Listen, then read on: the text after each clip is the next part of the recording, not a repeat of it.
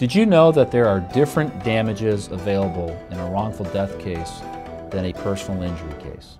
My name is Stuart Scott. I'm a personal injury and medical malpractice attorney at the Spangenberg law firm.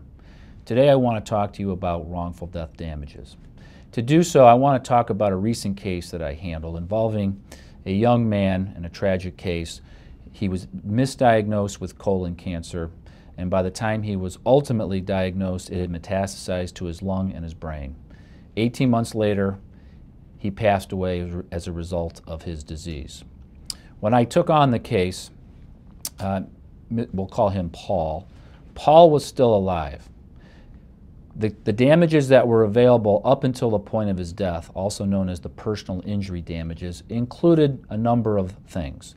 These included his pain and suffering as a result of the misdiagnosis, the very high cost of all the medical care that he received after his diagnosis, and something called loss of consortium, which is the relationship between he and his children and he and his wife during the period of time that he was misdiagnosed and his death. After Paul passed away, the case took on another dimension. It became a wrongful death case. The damages in a wrongful death case include, under Ohio law, the damages of Paul's lost future income. Paul was approximately 50 years old.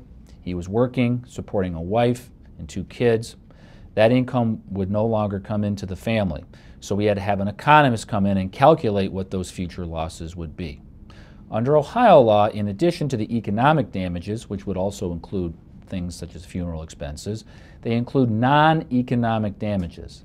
These would include things like anguish of his spouse and his 2 children. It would also include the loss of inheritance to his kids.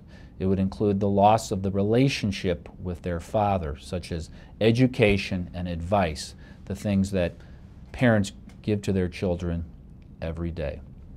In addition to the differences between wrongful death and personal injury cases we've talked about today, there are many other differences. It is very important that you discuss your case with the lawyer. If you have questions about wrongful death cases or personal injury or medical malpractice cases in general, call me. I'm always here to answer your questions.